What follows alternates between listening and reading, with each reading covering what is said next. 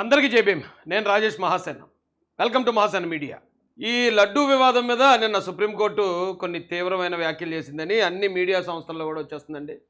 అయితే నేను కోర్టు తీర్పుని నేనేమి శంకించట్లేదు, కోర్టు మీద ఏమీ నేను కామెంట్ చేయదలుచుకోలేదు. కానీ కోర్టు నిన్న కొన్ని వ్యాఖ్యలు చేసింది. ఆ కోర్టు వ్యాఖ్యలను తీసుకుని మొత్తం వైసీపీ మీడియా, పెయిడ్ మీడియా, కూలి మీడియా, నీలి మీడియా మొత్తం పెంట రచ్చ చేసి ఏదో నిజం అని జనాలు నమ్మించడానికి ప్రయత్నిస్తున్నారు. అసలు కోర్టుల యొక్క పరిధి ఏంటి ఒకసారి అది చెప్తాను మీకు. ఇప్పుడు కోర్టుకి మనందరికీ జనరల్గా ఆ సినిమాలు చూసిన ప్రతి ఒక్కరికి తెలుస్తుంది, మన చట్టానికి, మన న్యాయానికి, ముఖ్యంగా మన కోర్టుకి కళ్ళు లేవు, ఓన్లీ చెవులే. కళ్ళు లేవని ఎందుకనంటే మీరు న్యాయదేవత బొమ్మ చూడండి, కంటికి కట్టేసి ఉంటుంది. దాని ఉద్దేశం ఏంటంటే ఎదురుగా ఉన్నవాడు ధనవంతుడా, అధికారంలో ఉన్నాడా, పదవిలో ఉన్నాడా, లేకపోతే పలానా కులవాడా అనేది చూడకుండా కేవలం చెవులతో విన్నది మాత్రమే, సాక్ష్యాధారాలను బట్టి మాత్రమే ఇక్కడ న్యాయం వెలువరించబడుతుంది. కోర్టు లేదన్నా అంతే, ఆధారాలు ఉన్నాయా, సాక్ష్యాలు ఉన్నాయా, ఈ రెండే. అయితే ఒకవేళ ఎక్కడైనా ఆధారం లేకుండా ఒక వ్యక్తి ఎక్కడో చీకట్లో ఎవడో చూడనప్పుడు ఒకటి చంపేశాడు, అక్కడ ఎవడో చూడలేదు, ఐ విట్నెస్ లేదు, అక్కడేమి సీసీ కెమెరాలు లేవు, ఏమీ లేవు.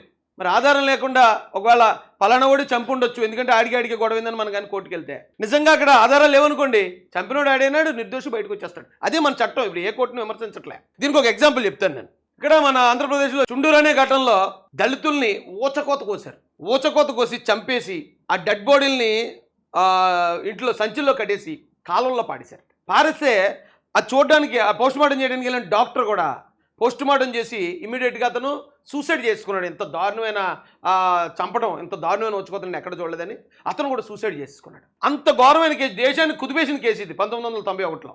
ఈ కేసు ద్వారా దేశం మొత్తంలోని ఎస్సీ వాళ్ళందరికీ కూడా రక్షణ చట్టం ఉండాలి, లేకపోతే ఇలా చంపి పారేస్తారని చెప్పి ఎస్సీ ఎస్టీ అట్రాసిటీ చట్టం అప్పుడే వచ్చింది. అంత పెద్ద కేసు అది. అలాంటి కేసులో ఏం జరిగింది చూడండి ఒకసారి.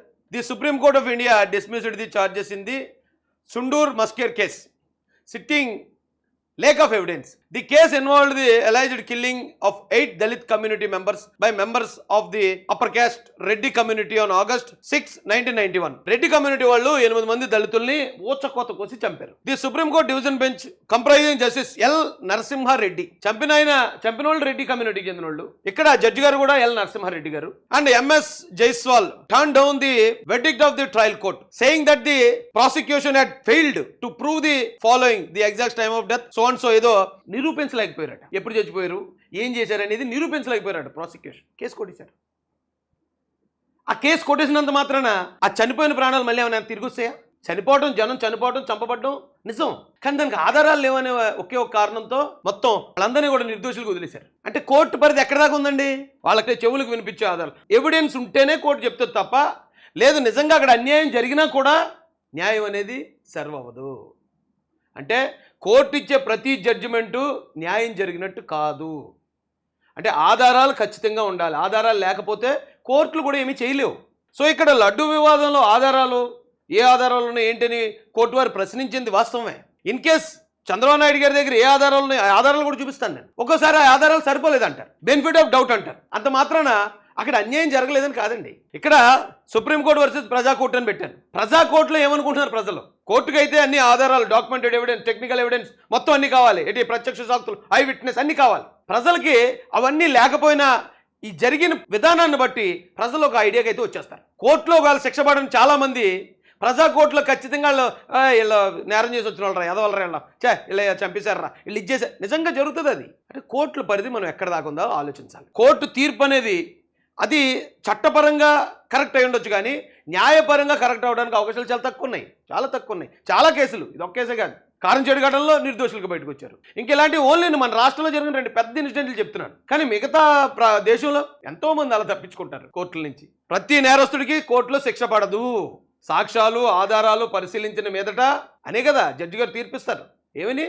సాక్ష్యాలు, ఆధారాలు పరిశీలించిన మీదట ఈయన్ని నిర్దోషిగా విడుదల చేస్తున్నాం, లేదా ఈయన శిక్ష వేస్తున్నాం. ఆ సాక్ష్యాలు, ఆధారాలన్నీ కూడా, అన్ని సాక్ష్యాలు, అన్ని ఆధారాలు కూడా అన్నిసార్లు పరిగణించరు. ఒకసారి ఇది సరిపోయిందంటారు, ఇంకోసారి అది సరిపోలేదంటారు. అంటే అది జడ్జి గారి ఆలోచన బట్టి ఉంటుంది. అప్పుడు జడ్జి గారు ఏ నిర్ణయం, ఇది కరెక్ట్ అని ఆయనకు అనిపిస్తే కరెక్ట్ అంటారు, లేదా ఆయనకి ఏదైనా అందులో రాంగ్ అనిపిస్తే లేదు ఇది నేను కన్విన్స్ అవ్వలేకపోతున్నాను అంటారు. కాబట్టి కోర్టుల పరిధి కూడా ఒకసారి మనం ఆలోచించాలి. కోర్టులు ఎక్కడ దాకా చెప్తే ఏ కారణాలు, ఎలాంటి తీర్పులు వస్తాయి. ఇదేదో నేను ఏదో ఒక విషయాన్ని 2 విషయాన్ని కోర్టు చేసి చెప్పట్లే, అలాంటివి చాలా జరుగుతాయి.